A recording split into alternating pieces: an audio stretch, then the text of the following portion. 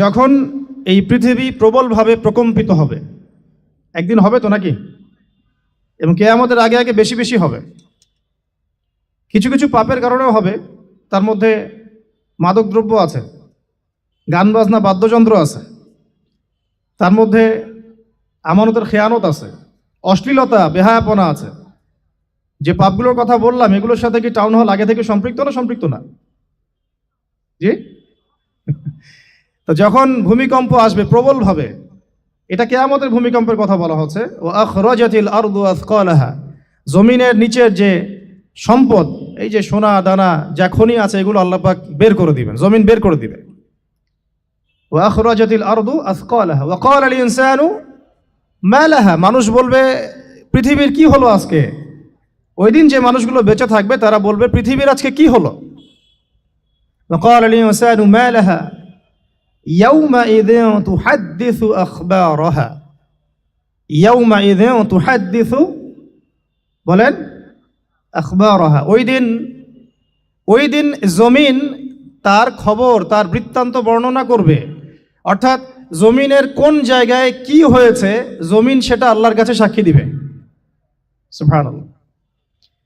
তাহলে আমরা যে স্কুল কলেজে জীব এবং জড় সংজ্ঞা পড়ি, সংজ্ঞাটা ভুল, তাই না? কি সংজ্ঞাটা কি? সংজ্ঞাটা ভুল, আসলেই ভুল। জমিনকে আমরা কি বলি? জড় পদার্থ, তাই না? কিন্তু জমিন কাল কিয়ামতের মাঠে আল্লাহর সামনে সাক্ষী দিবে কোন জায়গায় কি হয়েছে। টাউন হলের সৌভাগ্য যে টাউন হল বলতে পারবে যে এত তারিখে আমার উপরে একটা দিনই আয়োজন হয়েছে, অমুক অমুক ভাইরা এসেছিলেন, এই বিষয়ে আলোচনা হয়েছে, আল্লাহ তুমি আমাদেরকে মাফ করে দাও। তাহলে এর আগে টাউন হলে চত্বরে যা যা হয়েছে এগুলো সাক্ষীও টাউন হল দিবে। এখানে কনসার্ট হয়েছে, ওখানে গান হয়েছে, ওখানে নাচ হয়েছে, ওখানে ললিত কলা হয়েছে, ইত্যাদি ইত্যাদি। এখন শিল্প সংস্কৃতি দোহাই দিয়ে যদি আপনি আল্লাহর বিরুদ্ধাচরণ করতে চান তাহলে তো আমার কিছু বলার নাই। যদি শিল্প সংস্কৃতির দোহাই দিয়ে আপনি আল্লাহর বিরুদ্ধাচরণ করতে চান তাহলে তো আলোচনার দরকার নাই। কিন্তু এগুলো আল্লাহ রাব্বুল আলামিনের সামনে প্রমাণ পেশ করা হবে, জমিন তার খবর বৃত্তান্ত বর্ণনা করবে। তাহলে আজকের এই আয়োজনটাও রেকর্ডেড থাকতেছে ইনশাআল্লাহ। কিয়ামতের মাঠে আপনারা দেখতে পারবেন, আমরা দেখতে পারবো যে টাউন হল এই কারণে সৌভাগ্যবান যে এখানে বইমেলার আয়োজন করা হয়েছে, তাও ইসলামিক বইমেলা। তারপরে সূরাটা বলেন, তারপরে আর কি? ইয়াউমাইযিন তুহাদ্দিসু আখবারাহা, হাতে পড়তে হবে তোর ভাই। হ্যাঁ, ইয়াউমাইযিন ইয়াসদুরুন নাস আশতাতান লিয়ারাউ আ'মালাহুম, ওই দিন মানুষ দলে দলে বের হবে, জমিন ফুঁড়ে মানুষ দলে দলে বের হবে যাতে তাদের আমলনামা তাদেরকে দেখানো যায়। আমলনামা কত সূক্ষ্ম হবে আল্লাহ পাক সেটা পরের আয়াতে বলছেন। আমলনামাটা কতটা সূক্ষ্ম হবে আল্লাহ পাক বলছেন, ফামান ইয়া'মাল মিসকালা যাররাতিন খায়রান ইয়ারা, এই অনুপরিমাণও যদি কোনো সৎ কাজ কেউ করে থাকে সেটাও তার আমলনামায় দেখানো হবে। সুবহানাল্লাহ। অনুপরিমাণ অর্থাৎ ধরেন আপনি একজন মিসকিনকে 1 টাকা দান করেছেন, এটাও আমলনামায় আছে। অথবা আপনি আপনার মুসলিম ভাইয়ের দিকে তাকিয়ে হেসেছেন, মুচকি হাসি দিয়ে তাকে অভ্যর্থনা জানিয়েছেন, এটাও আমলনামাতে আছে। আবার চোখ দিয়ে একটা মেয়ের দিকে আপনি বদনজর দিয়েছেন, ওইটাও আমলনামাতে আছে। নাউযু বিল্লাহি মিন যালিক। তাহলে যার আমলনামায় অনুপরিমাণ সৎকর্ম থাকবে সেটাও দেখানো হবে। ওয়া মান ইয়া'মাল মিসকালা যাররাতিন শাররান ইয়ারা, আর কারো আমলনামায় যদি এই অনুপরিমাণও কোনো অন্যায় থাকে সেটাও দেখানো হবে। তো এই আয়াতটা বা এই সূরাটা দিয়ে আলোচনা শুরু করলাম এই কারণে যে আজকের এই বইমেলাটা এই অঞ্চলটাকে আলোকিত করে রাখলো। যদিও আমরা যদি দেখতাম যে এখানে একটা কনসার্ট হচ্ছে এবং নামি দামি কোনো ব্যান্ড শিল্পী এসে এখানে গান গাচ্ছে, হ্যাঁ, একদম গিটার প্লে করছে, ড্রামস প্লে করছে, নাচ হচ্ছে, তখন দেখতেন যে এখানে লোকের সমাগম আরো বেশি হতো। লোকের সমাগম কি হতো? বেশি হতো। তো এই যে একটা জাহালাত, এর পিছনের কারণটা কি? কেন দুনিয়াবি কোনো লালসা দেখলে মানুষ ছুটে আসতেছে, আর কেন এখানে তুলনামূলক উপস্থিতি কম? এটার কারণটা কি? কারণ হচ্ছে ইলমের অভাব। কারণ কি? ইলমের অভাব, জ্ঞানের অভাব। আর এই জ্ঞানটাকেই মানুষের মাঝখানে ছড়িয়ে দেওয়ার জন্যই এই কিতাব কেন্দ্রিক আয়োজনগুলো হয়ে থাকে। দার্স হয়ে থাকে, খুতবা হয়ে থাকে, তালিম হয়ে থাকে, মাদ্রাসায় মক্তবে পড়ানো হয়, স্কুল কলেজ ইউনিভার্সিটিতে পড়ানো হয়, জ্ঞান কেন্দ্রিক, তো যাতে করে মানুষ জ্ঞানী হয় এবং দুনিয়া এবং আখিরাতের হাকিকত বুঝতে শিখে, কোনটাতে তার চিরস্থায়ী কল্যাণ সেটা সে বুঝতে শেখে। তো ইলম কেন্দ্রিক কথা যদি বলতে হয়, আগে আপনাদেরকে কয়েকটা ঘটনা শোনাই। আপনাদের ধৈর্য আছে তো নাকি নাকি সংক্ষিপ্ত করব? আচ্ছা, আমাদের আদি পিতার নাম কি? এই ঘটনা থেকে আলোচনা শুরু করেন। আজকে থেকে ধরেন লক্ষ কোটি বছর আগে, কত কোটি বছর আমরা জানি না, আল্লাহ রাব্বুল আলামিন একা ছিলেন, একা। তিনি সর্বপ্রথম সৃষ্টি করলেন আরশে আযীম। কি সৃষ্টি করলেন? আরশ আল্লাহ রাব্বুল আলামিনের একটা এমন স্বতন্ত্র সম্মানিত একটা সৃষ্টি, যেটা সবচেয়ে বড় সৃষ্টি, এর চেয়ে বড় কোনো সৃষ্টি নাই। এমনকি কিয়ামতের মাঠে এই আরশের ছায়া আল্লাহ রাব্বুল আলামিন 7 শ্রেণীর মানুষকে ছায়া দিবেন। সুবহানাল্লাহ। ওই 7 শ্রেণী সম্পর্কে আমরা অন্য হাদিসে পড়ে নিব, অনেকে হয়তো জানেন। সেখানে ন্যায়পরায়ণ শাসক থাকবেন, তারপরে যুবক থাকবেন, যুবক শ্রেণী যারা যৌবনকালটা আল্লাহর ইবাদতে কাটিয়ে দিয়েছে। সুবহানাল্লাহ। যে নারী একজন যুবককে আহ্বান করেছে খারাপ কাজের জন্য, কিন্তু যুবক বলেছে যে আমি রাজি না, আমি আল্লাহকে ভয় করি, সেই যুবকও আরশের ছায়া ছায়া পাবে ইনশাআল্লাহ।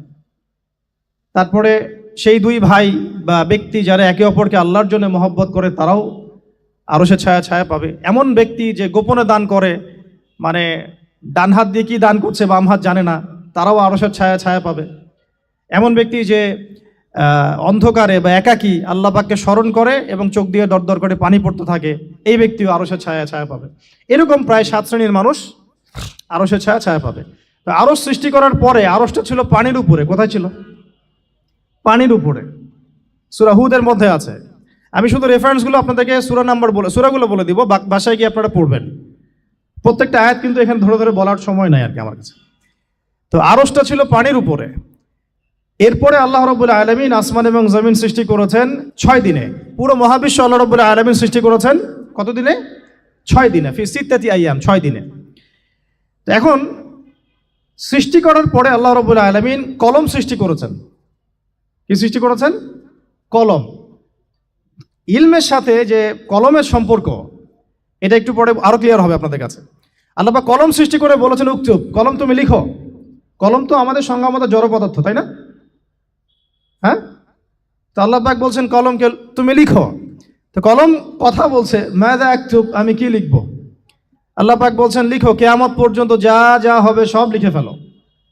এরপর আল্লাহ রাব্বুল আলামিন লাউহে মাহফুজের মধ্যে একদম from the very beginning till the last day of judgment প্রত্যেকটা কথা লাউহে মাহফুজে লেখা আছে। এমনকি আপনার কার সাথে বিয়ে হবে সেটাও, কয়টা বাচ্চা কাচ্চা হবে সেটাও। তাই এত অস্থির হওয়ার দরকার নাই, রিজিকে যা আছে আসবে ইনশাআল্লাহ। লিখা যদি হয়ে থাকে আসবে না? আসবে ইনশাআল্লাহ, সবর। তো এই জন্য মুমিনদেরকে বলা হয়েছে তোমরা কখনো হতাশ হবে না, কারণ তাকদির লেখা হয়ে গেছে, হতাশ হওয়ার কোনো কারণ নাই। একটা প্রবণতা আমরা সমাজে দেখছি আত্মহত্যার। ইয়াং জেনারেশনকে আমরা নসিহত করব যে ভুলেও নিজের জীবনকে বিসর্জন দিতে যাবেন না। আল্লাহ রাব্বুল আলামিন আপনাদেরকে সৃষ্টি করেছেন তার ইবাদত করার জন্য এবং তার জমিনে তার দিনটাকে প্রতিষ্ঠা করার জন্য। হেলায় খেলায় আপনার জীবনটা নষ্ট করবেন না, ঠিক আছে ভাই? আল্লাহ বোঝার তৌফিক দান করেন। তো কলম সৃষ্টি করার পরে কিয়ামত পর্যন্ত সব লেখা হয়ে গেছে। এখন আমাদের এই পৃথিবীতে তো মানুষ ছিল না, ছিল? এদিকে মনোযোগ দেন। এই পৃথিবীতে কি আগে মানুষ ছিল? এই পৃথিবীতে আগে কি ছিল তাহলে বলেন? হ্যাঁ, মাশাআল্লাহ। এই পৃথিবীতে আগে কি ছিল? এখন ওরা নাই? সবার সাথেই কিন্তু একটা করে আছে। কমপক্ষে কয়টা করে? সবার সাথে কমপক্ষে একটা করে।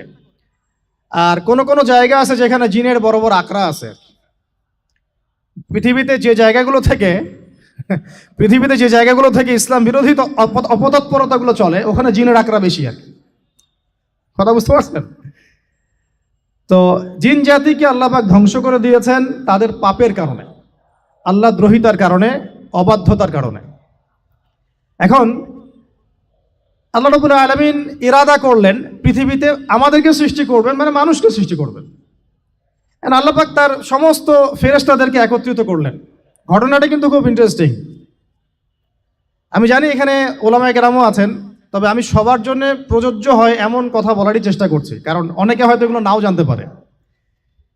তো আল্লাহ পাকের ভাষায় আমি যদি বলি, আল্লাহ রাব্বুল আলামিন বলছেন, বা'দা আউযু বিল্লাহি মিনাশ শাইতানির রাজীম, ওয়া ইয ক্বালা রাব্বুকা লিল মালাইকা ইন্নী জাইলুন ফিল আরদি খলিফা। হে নবী মুহাম্মদ সাল্লাল্লাহু আলাইহি ওয়াসাল্লাম, তুমি স্মরণ করো সেই সময়ের কথা যখন আল্লাহ তোমার রব সমস্ত ফেরেশতাদেরকে ডেকে বলেছিলেন যে ইন্নী জাইলুন ফিল আরদি খলিফা, আমি জমিনে মানে পৃথিবীতে আমার খলিফা পাঠাতে চাই। কি পাঠাতে চাই? আরো জোরে বলেন। আল্লাহ পাক বলেননি পৃথিবীতে মানুষ পাঠাতে চাই, পৃথিবীতে নতুন কোনো মাখলুক পাঠাতে চাই।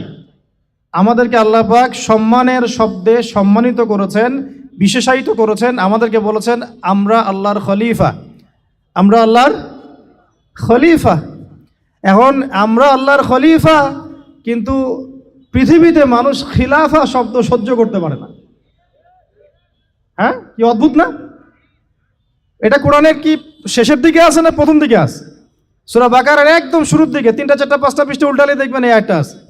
তো কোরআন তাহলে শুরু থেকে কখনো খুলেও দেখেনি সে ব্যক্তি, প্রমাণ হলো এটা, সে খুলেও দেখে নাই, অথবা দেখলেও সে এড়িয়ে গেছে। আল্লাহ পাক আমাদেরকে বললেন যে পৃথিবীতে আমি আমার খলিফা পাঠাতে চাই। তাহলে আদম আলাইহিস সালামকে আল্লাহ পাক মুহাব্বতের শব্দে, সম্মানের শব্দে বিশেষায়িত করলেন কি বলে? সুবহানাল্লাহ, সুবহানাল্লাহ। আর খলিফা কাকে বলে এটা আমি আপনাদেরকে বোঝাচ্ছি একটা দোয়া থেকে, একটা দোয়া থেকে। এই যে গাড়িতে করে আমরা বাসা থেকে আসলাম বা যখন কোনো সফরে যাই, আমরা একটা দোয়া পড়ি, সুবহানাল্লাযী সাখখারা লানা হাযা ওয়া মা কুন্না লাহু মুকরিনিন ওয়া ইন্না ইলা রাব্বিনা লামুনকালিবুন। এতটুকু তো পড়ি নাকি? ভাই এগুলো পড়তে হবে। বইমেলায় এসেছি শুধু লেকচার শোনার জন্য না, ছবি তোলার জন্য না। আজকে জীবনটা পরিবর্তন করার নিয়াত করে যাইতে হবে, ঠিক আছে ভাই? বই প্রকাশ করা, ছাপানো, বিক্রি করা, লেখা, এর চেয়ে বড় কথা আমার জীবনটা ইলমের আলোয় আলোকিত করা। আমি বই লিখলাম ধরেন একটা, আমার মধ্যে সেই আমল নাই, লাভ নাই। লাভ আছে? আমি বই ছাপাইছি 100, 200, 500, 1000, আমি নিজেই আমল করি না, হবে? আগে আমল, আমল জরুরি। ইলমের সাথে আমলটা খুব বেশি জরুরি। আলেম তাকেই বলা হয় যে ইলম অনুযায়ী আমল করে। তাহলে আল্লাহ পাক বলেন লিমা তাকুলুনা মা লা তাফআলুন, তোমরা এমন কাজ, এমন কথা কেন বলো যে আমল নিজেরাই করো না? কাবুরা মাকতান ইনদাল্লাহ আন তাকুলু মা লা তাফআলুন, আল্লাহর কাছে সবচেয়ে গর্হিত একটা অপরাধ, তোমরা একটা কথা বলবা কিন্তু আমল করবা না। তো দোয়াটা মুখস্থ করবেন। এই দোয়ার নিচে একটা অংশ আছে, আল্লাহুম্মা আনতা সাহিবু বিস সাফারি। আমার কথাটা শুনেন, খলিফার অর্থটা বুঝেন। অনেকে তো অনেকভাবে ব্যাখ্যা করে আর কি। আল্লাহুম্মা আনতা সাহিবু ফিস সাফারি, আল্লাহ তুমি এই সফরে আমার সাথী। সফরে বের হওয়ার সময় দোয়া পড়ছি আমরা, আল্লাহুম্মা আনতা সাহিবু ফিস সাফারি, আল্লাহ তুমি এই সফরে আমার সাথী। ওয়াল খলিফাতু ফিল আহলি ওয়া মালি, আল্লাহ আমি তো বাসায় নাই, আমার বাসার আহাল মালের খলিফা হচ্ছে তুমি আল্লাহ। তাহলে খলিফা শব্দ দিয়ে কি বুঝলেন? আল্লাহ আমার বাসার আহাল মালের খলিফা মানে কি? আমার স্থলাভিষিক্ত তুমি আল্লাহ, আমি ওখানে নাই বাসায়, আমি সফরে বের হয়ে গেছি, আমার স্ত্রী, আমার সন্তান, আমার মাল, আমার জান, এগুলোর দায়িত্ব তোমার, তুমি খলিফা। কত চমৎকার দোয়া। তাহলে পৃথিবীতে আমি আমার খলিফা পাঠাতে চাচ্ছি, তার অর্থ কি? আল্লাহ রাব্বুল আলামিন এই পৃথিবীতে আমাদেরকে তার প্রতিনিধি বানিয়েছেন। সুবহানাল্লাহ, সুবহানাল্লাহ। তাহলে আমরা নিজেদের আত্মপরিচয় ভুলে গেলাম যে আমরা আল্লাহর প্রতিনিধি পৃথিবীতে, তাই না? আমরা এখন আব্রাহাম লিঙ্কনের পূজা করতেছি। আব্রাহাম লিঙ্কনের পূজা তো বুঝেন না আপনারা, এটা হচ্ছে ওই যে সোকল ডেমোক্রেসির পূজা আর কি। আল্লাহ পাক বলছেন ওয়াল্লামা আদামাল আসমাআ কুল্লাহা, আল্লাহ বলছেন আমি আদমকে এই মহাবিশ্বের যত নাম আছে, নাম, নাউন্স, ইসম, সব শিক্ষা দিয়েছি। সুবহানাল্লাহ। এই মহাবিশ্বের যত নাউন্স, নাম, এখানে ইসম শব্দের অর্থ কিন্তু জ্ঞান। ইসম মানে কি? এখানে জ্ঞান। মহাবিশ্বের যে জ্ঞানগুলো আছে, এই জ্ঞানগুলো আল্লাহ পাক আমাদের আদি পিতাকে শিক্ষা দিয়েছেন। আমাদের আদি পিতাকে আল্লাহ নিজে শিক্ষা দিয়েছেন। সুবহানাল্লাহ। সৃষ্টিগতভাবে আমরা জ্ঞানী ছিলাম না, আল্লাহ পাক আমাদেরকে জ্ঞান শিক্ষা দিয়েছেন। আমরা ফিলোসফির বইগুলো খুললে দেখবেন ওখানে বুদ্ধিবাদ নামে একটা মতবাদ আছে। মানে তারা বলে যে মানুষ সৃষ্টিগতভাবেই একজন বুদ্ধিদীপ্ত প্রাণী, এটা ভুল কনসেপ্ট। সৃষ্টিগতভাবে আমাদের মধ্যে জ্ঞান ছিল না, আল্লাহ পাক আমাদেরকে জ্ঞান শিক্ষা দিয়েছেন। কথা বুঝতে পারছেন? একটা মতবাদ তাদের আছে অভিজ্ঞতাবাদ, মানে মানুষ অভিজ্ঞতা থেকেই শিখে। আরেকটা আছে সমন্বয় মতবাদ, আপনারা তো এগুলো অনেকে পড়েছেন হয়তো। এর বাইরে যে একটা মতবাদ আছে যে আল্লাহর পক্ষ থেকে ওহী ভিত্তিক মানুষ জ্ঞান শিখে, এই মতবাদ কোনো দার্শনিকের বইয়ে স্থান পেল না। কি আফসোস, কি আফসোস! অথচ মুসলিম ঘরের দার্শনিক তারা। আমরাও পড়েছি ভাই, 4 বছর এই কারণে গেলেই। কি আফসোস! আল্লাহ পাকের ওহীর পক্ষ থেকে যে জ্ঞান আসতে পারে, এইটা কনসেপ্টটাই নাই। অথচ এখানে কোরআনে আল্লাহ পাক বলছেন ওয়াআল্লামা আদামাল আসমাআ কুল্লাহা, আমি আল্লাহ আদমকে সমস্ত নাম শিক্ষা দিয়েছি। সুবহানাল্লাহ। এরপরে এই যে জ্ঞান আদম আলাইহিস সালামকে আল্লাহ পাক শিক্ষা দিলেন, এর ফলশ্রুতিতেই আল্লাহ পাক বললেন যে ওয়াইয কুলনা লিল মালাইকা উসজুদু লি আদম, হে ফেরেশতারা তোমরা এখন আদমকে সিজদা করো। কি ফেরেশতাদেরকে দিয়ে আল্লাহ পাক আমাদের পিতাকে সিজদা করালেন কিসের মানদণ্ডে? কিসের কারণে? জ্ঞানের কারণে। জ্ঞানের কারণে ফেরেশতাদেরকে আল্লাহ পাক বললেন যে এই নামগুলো বলে দাও তো তোমরা। তারা বলতে পারলো না, তারা বললো লা ইলম আল্লাহুম্মা লা ইলমা লানা ইল্লা মা আল্লামতানা, আল্লাহ আমাদের তো সেই জ্ঞান নাই, শুধু ওইটুকু জ্ঞান আছে যা আপনি আমাদেরকে শিখিয়েছেন। তখন আল্লাহ পাক বলেছিলেন যে আমি যা জানি তোমরা তা জানো না, আমি কি বলি নাই যে আমি আসমান জমিনের গায়েবের সব খবর জানি?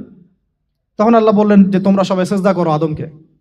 তাহলে আমাদের পিতাকে খলিফা করা হলো, জ্ঞান শেখানো হলো, আল্লাহ পাক নিজে শেখালেন, ফেরেশতা মণ্ডলীদের দিয়ে সিজদা পর্যন্ত করালেন কিসের মানদণ্ডে? আরো আসতে বলেন। জ্ঞানের মানদণ্ডে। এখন যদি আমরা একটু প্রশ্ন ছুড়ে দেই নিজ নিজ বিবেকে, আমরা কি সেই ওহীর 10টা সূরাও শিখেছি? 10টা পারা কি পড়া হয়েছে কখনো? 10টা সূরারও কি অর্থ জানি? অনেকে তো 10টা আয়াতের অর্থ জানি না। আমরা কি সেই ওহীর 10টা হাদিস শিখেছি? তাহলে আমরা কোথায় সম্মান খুঁজতেছি? পশ্চিমাদের কাছে? বলেন। সত্যি সবচেয়ে আফসোস লাগে আমার একটা জিনিস, যে মুসলিমরা আমরা এখন আমাদের আত্মপরিচয় ভুলে যাচ্ছি, আর আল্লাহ পাক আমাদেরকে যেখানে সম্মান রেখেছেন ওইখানে সম্মান না খুঁজে আমরা অন্যের দাসত্বের সম্মান খুঁজতেছি। আল্লাহ আমাদেরকে বোঝার তৌফিক দান করেন। এটা অজ্ঞতার কারণে হচ্ছে। আমাদের কাজ তাদেরকে সচেতন করা বা তাদেরকে মেসেজ পৌঁছে দেয়া। আমরা উগ্র পন্থা অবলম্বন করব না, আমরা হিকমার সাথে প্রজ্ঞার সাথে মানুষকে বোঝানোর চেষ্টা করব। এগুলো বোঝানোর অংশ। এখন আচ্ছা, আরেকটা কথা আপনাদেরকে বলি, একটা কথা মাঝখানে মিস হয়ে গেছে। এই যে আল্লাহ পাক আমাদেরকে খলিফা করে পাঠিয়েছেন, খলিফার কাজ কি? এটা প্রশ্ন না? আমাদের কাজ কি তাহলে?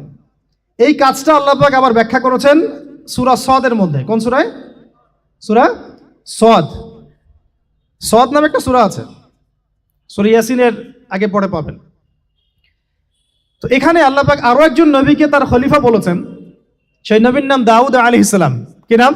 কে কে কল্পনা করেছিল যে আজকে আপনারা বসে এখানে দিনের আলোচনা করবেন? হ্যাঁ, কল্পনা করা যায় তো? যে শব্দগুলো আপনারা বলছেন এগুলো বললেই তো নাই, গায়েব। তো এখন বলছেন, কেউ কি কল্পনা করেছিল যে হঠাৎ করে এমন একটা সময় চলে আসতে পারে? কেউ কিন্তু কল্পনা করেনি, আল্লাহ পাকের নকশায় ছিল। এখানে আমাদের একটা আফসোসের কথা, এখানে মাস্টার মাইন্ড আল্লাহ রাব্বুল আলামিন। প্রকৃত মাস্টার মাইন্ড কে? আমরা ক্রেডিট নেওয়ার প্রতিযোগিতায় ব্যস্ত হয়ে আছি এখন, কার কত ক্রেডিট নেওয়া যায়। এখানে একক ক্রেডিট পাওয়ার যোগ্য কেউ না, সমস্ত ক্রেডিট কার? আল্লাহ রাব্বুল আলামিন। এটা আল্লাহর সাথে গাদ্দারি করতে যায় না, তাহলে ভুলে যান। কারণ আমি বারবার বলেছি আপনাদেরকে, কোরআন থেকে একটা শিক্ষা আমরা শিখেছি। একটা কম যখন মাজলুম থাকে, দুর্বল মাজলুম জুলুমের শিকার হচ্ছে, আল্লাহ পাক সেই কমটাকে বাঁচান, কোনো না কোনো একজন ত্রাণকর্তাকে পাঠান, কোনো একটা সূরাতে আল্লাহ পাক সেই কমকে বাঁচায় দেন। আবার যদি এই নিয়ামতটা পাওয়ার পরে ওই কম আবার এই জুলুম শুরু করে, আবার আল্লাহ দ্রোহিতা শুরু করে, আল্লাহ পাক তার চেয়ে বড় জালেম চাপাই দিবে। কথা বুঝতে পারছেন? আল্লাহর সাথে গাদ্দারি করতে চাই না, আল্লাহ পাক আমাদেরকে বোঝার তৌফিক দান করেন। এখন খলিফার কাজটা কোথায় পাবেন? কোন সূরায় ভাই বলেন? সূরা সদে আল্লাহ পাক দাউদ আলাইহিস সালামকে খলিফা সম্বোধন করে বলছেন, ইয়া দাউদ। কি চমৎকার আহ্বান! ইয়া দাউদ, হে দাউদ, ইন্না জাআলনাকা খলিফাতান ফিল আরদ। দেখো আমি আল্লাহ তোমাকে পৃথিবীতে খলিফা করেছি। কি করেছি? খলিফা করেছে। তোমার কাজ কি শোনো, ফাহকুম বাইনান নাসি বিল হক। বোঝার চেষ্টা করেন একজন খলিফার কাজ কি। খলিফা মানে আল্লাহর প্রতিনিধি, জমিনে যে দায়িত্বশীল, অন্য মানুষের উপরে যে দায়িত্বশীল, তার কাজ ফাহকুম বাইনান নাসি বিল হক, মানুষের মাঝে ন্যায় বিচার প্রতিষ্ঠা করবে, এটা তোমার কাজ। তাহলে এখন যারা আমরা এই জায়গায় আছি বা ভবিষ্যতে আসব, আরও কাল আগাতে থাকবে, সময় আগাতে থাকবে, নতুন নতুন নেতৃত্ব আসবে, সবার ফাংশন একটাই, ফাহকুম বাইনান নাসি বিল হক। আমাদের কাজ হবে মানুষের মাঝখানে কি করা? ন্যায় বিচার, বিচার ফয়সালার ক্ষেত্রে ইনসাফ করা, ন্যায় বিচার করা। তো ন্যায় বিচার তো এখন জাদুঘরে আছে নাকি? হ্যাঁ, কোনো কোনো ক্ষেত্রে আমরা চাই না যে ন্যায় বিচার জাদুঘরে যাক, আমরা চাই আবারও ন্যায় এবং সাম্যের সমাজ প্রতিষ্ঠা হোক। ইনশাআল্লাহ এরপর থেকে আমরা কোনো অন্যায় সহ্য করব না। ইনশাআল্লাহ এরপর থেকে আমরা কোনো জল্লাদতন্ত্র কায়েম করতে দিব না। আমাদের যা আছে তাই নিয়ে প্রতিবাদ হবে ইনশাআল্লাহ। কারণ এখনকার প্রজন্ম প্রতিবাদের ভাষা বুঝে। এখন যদি আপনারা আবার সেই প্রাচীন জুলুমের তন্ত্রে মন্ত্রে ফিরে যান, তাহলে আল্লাহর গজব চলে আসবে, বড় গজব। তো খলিফার কাজ কি ভাই? কি কাজ বললাম বলেন? মানুষের মাঝখানে ন্যায় বিচার প্রতিষ্ঠা করা। আচ্ছা, আরো আছে, আয়াত শেষ হয় নাই। আল্লাহ পাক বলছেন ওয়ালা তাত্তাবিউল হাওয়া, ন্যায় বিচার করতে গিয়ে নিজের দাসত্ব মানে প্রবৃত্তির অনুসরণ করো না।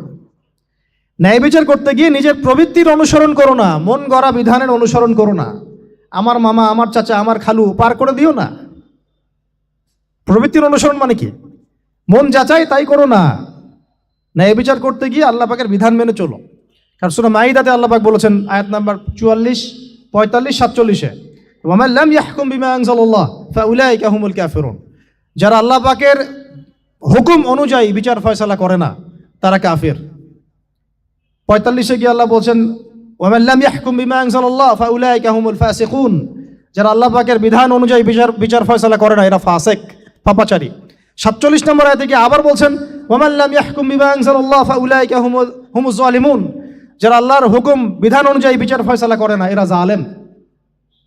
তো কাফেরও বলেছেন আল্লাহ, ফাসিকও বলেছেন, জালেমও বলেছেন। তাহলে বিচার ফয়সালা করার ক্ষেত্রে আল্লাহ পাকের বিধানকে সর্বোচ্চ অগ্রাধিকার দিতে হবে, নিজের প্রবৃত্তির অনুসরণ করা যাবে না। যদি করে তাহলে কি হবে?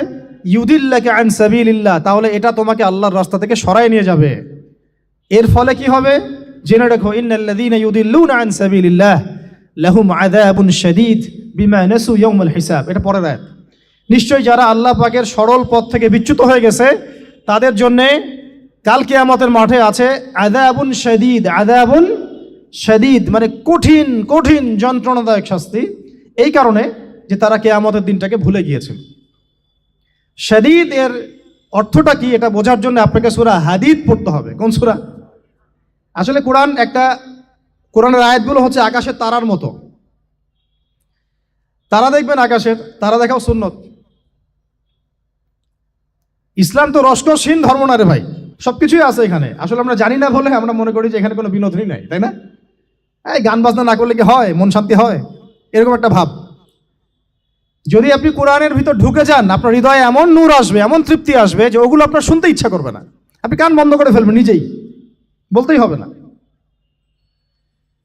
এখন কিছু নতুন ইসলামিস্ট আসছে, তারা এগুলোকে ইসলামের অন্তর্ভুক্ত বলে মনে করার দাবি করতেছে যে এগুলো তো নিষেধ নাই, এগুলো তো নিষেধ করা হয় নাই। কতটুকু জানেন ইসলাম সম্পর্কে আপনি? না জেনে কেন কথা বলেন? নবী সাল্লাল্লাহু আলাইহি ওয়াসাল্লাম রাস্তা দিয়ে হাঁটছেন, ওই সময় তো অনেক পূজা অর্চনা ইত্যাদি হতো মক্কায়। তো এখানে ঢাক ঢোলের শব্দ আসছে, নবী সাল্লাল্লাহু আলাইহি ওয়াসাল্লাম নিজের 2 আঙ্গুল কানের মধ্যে ঢুকিয়ে দিলেন। দিয়ে পাশে একজন সাহাবী তাকে জিজ্ঞাসা করছেন হাঁটতে হাঁটতে হাঁটতে হাঁটতে, তুমি কি এখন আওয়াজ শুনতে পাচ্ছ? সাহাবী বলেন না ইয়া রাসূলুল্লাহ, এখন আওয়াজ শুনতে পাচ্ছি না। তখন তিনি কান বের করলেন। এটা নবীর সুন্নত। আর আমরা নবীর সুন্নতকে উল্টাই দিছি কিভাবে দেখেন, আমাদের কানেই এখন ইয়ারফোন। উনি যেটা শুনে কান বন্ধ করতেন ওইটা আমরা কানে ঢুকায় রাখছি একেবারে। আল্লাহ আমাদেরকে বোঝার তৌফিক দান করেন। দেখেন আমরা তো সবাই পাপী। আমার মনে হয় না আমরা কেউ নবী সাল্লাল্লাহু আলাইহি ওয়াসাল্লামের সুপারিশ ছাড়া পার পাবো, এমনটা মনে হয় না আমাদের। সবাই পাপী, আপনি আমি আমরা সবাই। তো যে নবীর সুপারিশ আমরা প্রত্যাশা করছি, সেই নবীর সুন্নতকে যদি এইভাবে অবজ্ঞা করতে থাকি তাহলে কি সুপারিশ পাবো ভাই? কি মনে হয় আপনাদের? অ্যাটলিস্ট সুন্নতকে তো সম্মান করতে হবে নাকি? আল্লাহ বোঝার তৌফিক দান করেন, আমিন। তাহলে যেটা বলছিলাম যে আল্লাহ পাকের বিধান অনুযায়ী বিচার ফয়সালা করতে হবে, এটা খলিফার কাজ। ন্যায় বিচার করতে হবে মানুষের মাঝখানে, এবং নিজের প্রবৃত্তির অনুসরণ করা যাবে না, তাহলে আল্লাহর পথ থেকে দূরে সরাই দিবে। এখানেই বললাম শাদীদ বুঝতে গেলে আপনাকে কোন সূরা পড়তে হবে? সূরা হাদীদ। আকাশের তারার কথা কেন বললাম? যে আকাশের তারাগুলো যদি মেলাতে পারেন দেখবেন বিভিন্ন শেপ তৈরি হয়। প্রত্যেকটা তারার অবস্থানের গাণিতিক একটা ব্যাখ্যা আছে। যারা অ্যাস্ট্রোনমি নিয়ে পড়াশোনা করেন তারা জানেন, এগুলা সবাই জানবেন না।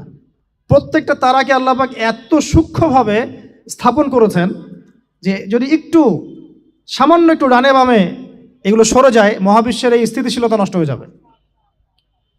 এবং এটার কসমও আল্লাহ পাক কোরআনে করেছেন সূরা ওয়াকিয়ার মধ্যে। কোন সূরা? সূরা ওয়াকিয়াতে আল্লাহ পাক বলেছেন ফালা উকসিমু বিমাওয়াকিইন নুজুম, আমি তারার অবস্থান স্থলের স্থিতির কসম করে বলছি। আল্লাহ পাক এর কসম করেছেন। কত গুরুত্বপূর্ণ জিনিস, ঠিক আছে? তো পরেরগুলো বললাম না। সূরা হাদীদ কেন পড়বেন? সূরা হাদীদ আল্লাহ পাক বলেছেন যে ওয়ানজালনাল হাদীদা ফীহি বাসুন শাদীদ। এই যে শাদীদ বুঝাতে গিয়ে হাদীদে আসছে। আল্লাহ পাক বলছেন যে আমি আল্লাহ পৃথিবীতে আসমান থেকে লোহা নাজিল করেছি। অবাক করার বিষয় না? লোহার খনি খুঁজতেছেন আপনারা মাটির নিচে, তাই না?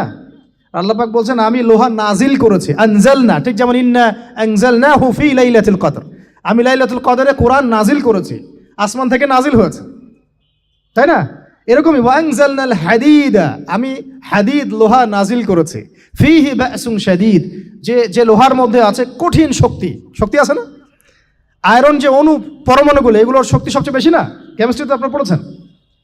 তাহলে এখন আল্লাহ পাক বলছেন কিয়ামতের দিন তাদের জন্য আযাবুন শাদীদ, যারা আল্লাহ পাকের খলিফার দায়িত্ব পালন করবে না, যারা খলিফার দায়িত্ব পেয়েও ন্যায় বিচার করবে না, ইনসাফ করবে না, প্রবৃত্তির অনুসরণ করবে, ঠিক আছে, আল্লাহর পথ থেকে বিচ্যুত হয়ে যাবে, তাদের জন্য কিয়ামতের মাঠে এই শাস্তি আছে। তাহলে আমরা কি খলিফা শব্দ বুঝতে পারলাম? আমাদের পিতা যে খলিফা, এটা কি বুঝতে পারলাম? তাহলে এখন বলেন তো, প্রত্যেক নবী কি আল্লাহর খলিফা ছিলেন না? ছিলেন কি না? প্রত্যেক নবী কি আল্লাহর বিধান দিয়ে বিচার ফয়সালা করেন নাই? মানুষের মাঝখানে ইনসাফ করেন নাই? ন্যায় বিচার প্রতিষ্ঠা করেন নাই? এরপরে সাহাবায়ে কেরামের যুগে তারা কি ন্যায় বিচার প্রতিষ্ঠা করেন নাই? তাহলে হঠাৎ করে কি হলো বিশ্ববাসীর মধ্যে যে একেবারে কোরআন হাদিস এর মৌলিক বিষয়গুলো এগুলো সব পাশ কাটিয়ে আমরা মানব রচিত বিধানগুলোর দিকে চলে গেলাম? যেই জ্ঞান আমাদের পিতাকে শেখানো হয়েছে, দেখবেন প্রত্যেকটা মানুষের মধ্যে কিছু প্রতিভা আছে, সৃজনশীলতা আছে, আছে না? একটা বুদ্ধিদীপ্ত একটা তাড়না মানুষের ভিতরে কাজ করে। এটা কোত্থেকে আসছে জানেন? আমাদের পিতার ডিএনএ থেকে আসছে। আমাদের পিতার ডিএনএ থেকে। আমরা কিন্তু সবাই তার সন্তান। এরপরে পৃথিবীতে মানুষ পাপাচারে যখন লিপ্ত হলো প্রচন্ড রকম, তখন নূহ আলাইহিস সালামকে আল্লাহ পাক পাঠান, এবং তিনি প্রায় 950 বছর দাওয়াতের কাজ করলেন। 40টা বা 80টা পরিবার ইসলাম কবুল করলো। তখন আল্লাহ পাক এই মুমিনদেরকে বাদ দিয়ে সবাইকে গারদ করে দিলেন, ধ্বংস করে দিলেন। মানে আমরা যারা পৃথিবীতে এখন বেঁচে আছি, যে আপনি আমি, আপনাদের নাম আমি জানি না, আমরা যারা বেঁচে আছি, আমরা কিন্তু কোনো না কোনোভাবে ওই 40 বা 80 পরিবারের সন্তান। আমরা আত্মীয়, কিন্তু আমরা সবাই কিন্তু আত্মীয়, জানেন? 40টা বা 80টা পরিবার বাদ দিয়ে বাকি সব মানুষকে আল্লাহ পাক ধ্বংস করে দিয়েছিলেন নূহ আলাইহিস সালামের মহাপ্লাবনে। ঘটনা জানেন না? 40 বা 80টা পরিবারকে বাদ দিয়ে বাকি সবাইকে আল্লাহ পাক ধ্বংস করেছেন ওই মহাপ্লাবনে। তাহলে এখন এই বিশ্বে যত মানুষ আছে তারা কয়টা পরিবারের সন্তান? ওই 40-80। আমরা কোনো না কোনোভাবে একে অপরের আত্মীয় হই। মুসলিম অমুসলিম সবাই, মুসলিম অমুসলিম সবাই। আমরা যে অসাম্প্রদায়িকতার কথা বলি না, এই শব্দটাকে ভালো অর্থে নেওয়া যায়। কি অর্থে? অন্যান্য ধর্মাবলম্বী মানুষ যারা, তারা তাদের ধর্ম স্বাধীনভাবে পালন করবে, কোনো সমস্যা নাই। আমরা তাদের এই কাজে বাধা দিতে যাব না। একইভাবে আমরা আমাদের ধর্ম স্বাধীনভাবে পালন করব, তারা এখানে কোনো বাধা দিতে পারবে না। সিম্পল। তারা তাদের উৎসব তাদের মতো পালন করবে, আমরা আমাদের উৎসব আমাদের মতো পালন করব। না আমি মূর্তি পাহারা দিতে যাব, আর না আমি মূর্তি ভাঙতে যাব। সিম্পল। আমি পাহারাও দিতে যাব না, ভাঙতেও যাব না। সিম্পল। আমরা কি কুরবানিতে তাদেরকে বলতে পারবো ভাই আসেন আমার বাসায় দাওয়াত খান? এটা হয় কখনো? লাকুম দীনুকুম ওয়ালিয়া দিন। আপনাদের দিন আপনাদের, আমাদের দিন আমার। সিম্পল। এই অর্থে ঠিক আছে। কিন্তু সব ধর্ম মিলে যে নতুন ধর্ম বানানোর চেষ্টা করা হচ্ছে বাংলাদেশে, এটা ঠিক নাই। এটা শুভঙ্করের ফাঁকি। সব ধর্ম মিলে নতুন ধর্ম করার কোনো সুযোগ নাই। আমরা সবাই এক পরিবারের সন্তান। এখন আমাকে বলেন, নূহ আলাইহিস সালামের একটা ছেলে ছিল, নাম জানেন? কি নাম বলেন? কে? না না, মাশাআল্লাহ। কয় ছেলে ছিল তার? হ্যাঁ, না, মূলত চারজন সন্তান থেকে বড় বড় চারটা গোত্র সৃষ্টি হয়েছে। শাম এক সন্তানের নাম কি? এটাকে কেন্দ্র করে এই যে সিরিয়ান কন্টিনেন্টে, পুরো প্যালেস্টাইন, সিরিয়ান, অ্যারাবিয়ান কন্টিনেন্টে যত মানুষ, তার বংশধর। ঠিক আছে? হাম, একটা সন্তানের নাম হাম। এখান থেকে আফ্রিকার যে কালো কালো মানুষগুলো সব তাদের বংশধর। একটা হচ্ছে ইয়াফাস, ইউরোপিয়ান যারা সাদা চামড়া, সব এদের বংশধর। আরেকটা যে কেনান। এই ছেলেটা কি বলেছিল? বাবা ডাকছে, নৌকায় আসো তাড়াতাড়ি, নৌকায় আসো তাড়াতাড়ি, না হলে আজকে আল্লাহ পাক আযাব দিয়ে ধ্বংস করে দিবেন। সে নবীর সন্তান হওয়ার পরেও আল্লাহ প্রদত্ত ওহির জ্ঞানকে মূল্যায়ন না করার কারণে ধ্বংস হয়ে গেল। আর ওই 40টা বা 80টা পরিবার নাজাত পেল কিভাবে? আল্লাহর পক্ষ থেকে নাজিলকৃত ওহির জ্ঞানকে প্রাধান্য দিয়ে আনুগত্য করে। তাহলে কোন জ্ঞানকে আমরা প্রাধান্য দিব ভাই? আমি বলছি না যে আমরা দুনিয়াবি জ্ঞানগুলোকে শিখবো না, ওই প্রসঙ্গে আমি একটু পরে আসছি, যে আমরা শিখবো এবং কিভাবে শিখবো, কতটুকু শিখবো। আগে এই অংশটুকু শেষ করি। ঠিক একইভাবে আপনারা কি আদ জাতির নাম জানেন? আদ, সামুদ। ওই যে সৌদি আরব এখন যেখানে লাইন বানাচ্ছে, লাইন প্রজেক্ট, ওই আল-ওলা বলে, আল-ওলা লাইন প্রজেক্ট বানাচ্ছে, দেখবেন অনলাইনে। ওই জায়গা দিয়ে নবী সাল্লাল্লাহু আলাইহি ওয়াসাল্লাম তাবুক যুদ্ধের সময় গিয়েছিলেন। যাওয়ার সময় তিনি বলেছিলেন, তোমরা মাথা নিচু করে কান্নাকাটি করতে করতে এখান থেকে অতিক্রম করো। সাহাবীরা মাথার উপর কাপড় দিয়ে কান্নাকাটি করতে করতে জায়গাটা পার করেছেন, কারণ ওই জায়গায় সামুদ জাতি ছিল যাদেরকে ধ্বংস করা হয়েছে। তো ওটা হচ্ছে এখন পর্যটন স্পট। সুবহানাল্লাহ। তো আদ এবং সামুদ জাতিকেও আল্লাহ পাক ধ্বংস করলেন, কিন্তু তাদেরকে করেন নাই যারা ওহির জ্ঞানকে প্রাধান্য দিয়েছিল। ইব্রাহিম আলাইহিস সালাম কোন জ্ঞানের বদৌলতে আল্লাহকে চিনলেন? মানব রচিত জ্ঞান নাকি আল্লাহর পক্ষ থেকে নাজিলকৃত জ্ঞান? বলেন। মূসা আলাইহিস সালাম কোন জ্ঞানের বদৌলতে ফিরআউনের মতো এই যে কি বলবো প্রতাপশালী একজন শাসকের সামনে দাঁড়িয়ে বুক ফুলিয়ে ইসলামের দাওয়াত দিলেন? কোন জ্ঞানের আলোকে? ওহির জ্ঞান। আর ওহির জ্ঞান যখন নাজিল করা হয়েছে তখন তিনি দোয়াটা পড়ছিলেন, রব্বি ইশরাহ লি সাদরি ওয়া ইয়াসসির লি আমরি ওয়াহলুল উকদাতাম মিন লিসানি ইয়াফকাহু কওলি। প্রত্যেক নবী, ইউসুফ আলাইহিস সালাম কারাগারে 12 বছর থেকেছেন। কত বছর? 12 বছর। আমাদের অনেক ভাই এরকম 5 বছর, 7 বছর, 10 বছর, 12 বছর থেকেছে, আছে। এমনও মানুষ আছে, এখন বলা যায় তাই বলি, যে ওই যে একটা শব্দ শুনেছেন, আয়না ঘর, ওখানে দীর্ঘদিন ছিল, তারপরে নাই, কোথায় গেছে আল্লাহই ভালো জানে। ইউসুফ আলাইহিস সালামও এরকম কারাগারে ছিলেন। কত বছর? 12 বছর। কিন্তু আল্লাহ পাক তাকে এমন একটা জ্ঞান শিক্ষা দিয়েছিলেন, তিনি স্বপ্নের ব্যাখ্যা বলতে পারতেন, যে কোনো স্বপ্নের। রাজা স্বপ্ন দেখলেন যে 7টা গাভী, জীর্ণশীর্ণ গাভী, মোটা তাজা গাভীকে খেয়ে ফেলছে, স্বপ্নের ব্যাখ্যা কেউ দিতে পারে না। কিন্তু ওই জেলখানায় 2জন ছাড়া পাওয়া মানুষ, ছাড়া পাইছে 2জন আর কি, 2জনের মধ্যে একজন বেঁচে আছে, একজন নাই। মানে 2জন বসে বসে ইউসুফ আলাইহিস সালামকে বলছিলেন যে আমরা একটা স্বপ্ন দেখলাম যে আমার মাথায় রুটি আছে, পাখি এসে রুটি খেয়ে ফেলছে। আর আমি স্বপ্ন দেখলাম যে আমি শরাব পান করাচ্ছি, ব্যাখ্যা কি ইউসুফ? তোমাকে সত্যবাদী বলে জানি। ইউসুফ আলাইহিস সালাম বললেন, তোমার মাথায় রুটি যেটা খেয়ে নিচ্ছে, তার মানে তোমাকে শুলদণ্ড দেওয়া হবে। আর তুমি যে পানি পান করাচ্ছ, তার মানে তুমি নাজাত পাবে, ছাড়া পাবে। হলেও তাই। আর যে নাজাত পাবে তাকে ইউসুফ আলাইহিস সালাম বলে দিলেন যে তুমি রাজদরবারে গিয়ে আমার কথা বলো, আমার কথা আলোচনা করো। তো সে ভুলে গিয়েছিল। পরে যখন এই স্বপ্নটা দেখলো বাদশা, তখন বাদশা সবাইকে ডাকলো, ডেকে বললো যে এই গাভীর স্বপ্নের ব্যাখ্যা কি? তখন এই ব্যক্তির মনে পড়ছে, আর ইউসুফ তো ব্যাখ্যা দিতে পারে। সে গিয়ে ইউসুফ আলাইহিস সালামকে ডেকে নিয়ে আসতেছে যে এই রাজা স্বপ্ন দেখছে, ব্যাখ্যা কি? স্বপ্ন কিন্তু আপনার কাছে শুনে একটা স্বাভাবিক মনে হচ্ছে, আরে গাভীর আবার স্বপ্নের কি ব্যাখ্যা? তখন ইউসুফ আলাইহিস সালাম ব্যাখ্যা দিলেন যে 7 বছর ফসল ফলবে আপনাদের এলাকায়, তারপরের 7 বছর হবে দুর্ভিক্ষের সময়।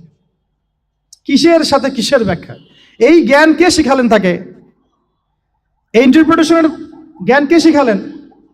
তাহলে জ্ঞানের মূল উৎস কে? আমার কথা বলার উদ্দেশ্য কি বুঝতে পারছেন? যত জ্ঞান তার মূল উৎস কে? স্বপ্ন একটা জ্ঞান, যদি সেটা সত্য হয়। আর জেনে রাখবেন কিয়ামতের আগে আগে মুমিনদের স্বপ্ন বেশি বেশি সত্য হবে। ঠিক আছে? মুসা আলাইহিস সালামকেও সেই আল্লাহ জ্ঞান শিক্ষা দিলেন। ঈসা আলাইহিস সালাম এই কুষ্ঠরোগীর গায়ে হাত বুলালে ভালো হয়ে যায়। হ্যাঁ, অন্ধ ব্যক্তির মানে চোখে হাত বুলালে ভালো হয়ে যায়। এমনকি মৃত ব্যক্তিকে তিনি বলছেন কুম বিইজনিল্লাহ, আল্লাহর হুকুমে দাঁড়িয়ে যাও, দাঁড়িয়ে গেল। এই জ্ঞান কে দিয়েছেন তাকে? দাউদ এবং সুলাইমান আলাইহিস সালাম এই যে পশু পাখির ভাষা বোঝেন, সুলাইমান আলাইহিস সালাম পিঁপড়ার ভাষাও বোঝেন। আপনাদের সায়েন্স কি পিঁপড়ার ভাষা বোঝে? হ্যাঁ, আমরা তো এখন সায়েন্সকে সবকিছুর মানদণ্ড মনে করি, তাই না? সায়েন্স যদি বলে হ্যাঁ তাহলে হ্যাঁ, না বললে না। মানে এমন একটা ভাব, দেখেন সায়েন্সকে আমরা ইলাহ বানাইছি, ইলাহ, উপাস্য। সায়েন্স যদি বলে যে পৃথিবী থেকে অমুক অমুক কোটি কোটি আলোকবর্ষ দূরে একটা গ্রহের সন্ধান পাওয়া গেছে, নাম দিল ধরেন যে আলফা এক্স ওয়াই জেড কিছু একটা, ওখানে হুরপড়ি আছে, হ্যাঁ ওখানে দুধের সাগর আছে, মধুর সাগর আছে, তো মানুষ তখন বিশ্বাস করা শুরু করবে হ্যাঁ হ্যাঁ তাই তো, তাই তো, থাকতেই পারে। নাসা বলেছে না হয়ে পারে, নাসা মন্তব্য করেছে না হয়ে পারে। ওরকম যদি বলে অনেক দূরে একটা আগুনের একটা বিশাল ইয়া পাওয়া গেছে, গ্রহ পাওয়া গেছে, ওখানে আযাব দেওয়া হয়, শাস্তি দেওয়া হয়, ওখানে অন্য মাখলুক আছে, ওদের ভাষা এলিয়েন আর কি, মানুষ বিশ্বাস করে। কিন্তু আল্লাহ পাক কোরআনে বলছেন যে সুলাইমান আলাইহিস সালাম পিঁপড়ার ভাষাও বুঝতেন, ওই কথা বিশ্বাস করতে চাচ্ছে না। সুলাইমান আলাইহিস সালাম বাতাসে ফ্লাই করতে পারতেন, এটা বুঝতে পারতেছে না, বিশ্বাস করে না। তাহলে ওই প্রযুক্তি না থাকলে এয়ারক্রাফট কিভাবে আবিষ্কার করলেন? যে প্রযুক্তিগুলো পৃথিবীতে চলে গেছে ইতিমধ্যে, ওগুলো ভবিষ্যতেও আসতে পারে। যেমন একটা প্রযুক্তির কথা বলি, সুলাইমান আলাইহিস সালাম বসে আছেন, একজনকে বললেন না সাবার রানী বিলকিসের সিংহাসন কে নিয়ে আসতে পারবে? একজন বলল যে আপনি উঠে দাঁড়াইতে যতক্ষণ সময় লাগে এর মধ্যে নিয়ে আসবো। উনি বললেন যে হবে না, এটাতে হবে না, তুমি স্লো, তুমি 3G 4G না, এত স্লো স্পিডে আমার হবে না। এই কথা বলেন নাই, মজা করলাম আর কি। আমাদের ইউটিউবাররা আবার এই অংশ কাট করে আবার প্রচার করে দিতে পারে। দেখেন কিসের সাথে কি ব্যাখ্যা করলো, কোরআনকে 3Gর সাথে তুলনা করলেন আবু তোহাদ। ব্যাস কাম সারা দেশে ওইটাই ইস্যু। তখন মহা মুসিবত, মানে বাঙালি জাতির মধ্যে দিন প্রচার করা। আমাদের সালাফদের ভাগ্য ভালো যে তারা আগেই, মানে এই প্রযুক্তি আসার আগেই দুনিয়া থেকে তারা চলে গেছে। মুশকিল না, যত ইস্যু এগুলোর কারণেই সৃষ্টি হয়। তো যাই হোক, প্রসঙ্গে আসি, কোথায় ছিলাম ভাই, যে কথা হারায় ফেললাম। হ্যাঁ হ্যাঁ, আরেকজন বললেন যে না, আপনি চোখের পলক ফেলতে যতক্ষণ লাগে এর মধ্যে দেখবেন সিংহাসন সামনে। সুবহানাল্লাহ, কি প্রযুক্তি বলেন! এই প্রযুক্তির সামনে কি বিশ্ববাসী যেতে পেরেছে? দেখেন সুলাইমান আলাইহিস সালামের বাতাসে ফ্লাই করাটা কিন্তু এখন পৃথিবীতে খুব কমন হয়ে গেছে। আমরা সবাই ফ্লাই করতেছি বাতাসে, তাই না? যদি আপকামিং কোনো সময় আপনি দেখেন যে এইরকম চোখের পলকেই একটা বস্তু আরেকটা জায়গা থেকে এক জায়গায় চলে আসতেছে, আমি অবাক হব না ইনশাআল্লাহ। কারণ কোরআনে অতীতে এই ঘটনার দলিল আছে। বুঝাতে পারতেছি না? এক কথায় সমস্ত জ্ঞানের মূল উৎস কে? এরপরে আসেন, অত আর লম্বা করছি না, আমাদের নবী মুহাম্মদ সাল্লাল্লাহু আলাইহি ওয়াসাল্লাম। আসেন, আমরা তো তার উম্মত। 23 বছরে, একটু মনোযোগ দেন, এটা আলোচনার লাস্ট পার্ট, ঠিক আছে? 23 বছরে তিনি পুরো জাহেলিয়াতকে পরিবর্তন করে দিয়েছেন। কত বছরে? 23 বছর। আপনারা কি জানেন যে আইয়ামে জাহিলিয়াতে আসলে কি কি সমস্যা ছিল? কেন ওই যুগটাকে আমরা জাহিলিয়াত বলি? বেসিক্যালি 5-6টা সমস্যা ছিল। কয়টা? 5-6টা। 1 নম্বর শিরক। 1 নম্বর কি? আমার সাথে বলেন। শিরক আমাদের ওয়ার্ল্ডে নাই, এটা তো গ্লোবাল শিরক চলতেছে এখন। শুধু ধর্মীয় শিরক চলতেছে না, কিন্তু এখন শিরক হচ্ছে পলিটিক্সে, শিরক হচ্ছে ইকোনমিক্সে, শিরক এডুকেশনেও আছে, শিরক কালচারের মধ্যেও আছে। কথাগুলো বুঝতে হবে একটু গভীরভাবে। তখন সমস্যা ছিল রিবা, সুদ। এখন নাই। রিবা ছাড়া কোনো সিস্টেম আছে এখন ওয়ার্ল্ডে? আমি গতকালকে একটা হাদিস মোতালা করছিলাম সুদ সংক্রান্ত। নবীজি বলেছেন সাল্লাল্লাহু আলাইহি ওয়াসাল্লাম যে একটা যুগ আসবে সামনে, সুদবিহীন কোনো মানুষই চলতে পারবে না। যে চলতে চাইবে তার গায়েও সুদের ছিটা ফোটা গিয়ে লাগবে। আসে নাই সেই যুগ? সুবহানাল্লাহ, কিভাবে তিনি এত স্পেসিফিকলি কথাগুলো বলতে পারেন? নিশ্চয়ই তিনি এমন একজন সত্তার কাছ থেকে জ্ঞান পেয়েছেন যিনি সব জানেন, অতীত বর্তমান ভবিষ্যৎ, তাই না?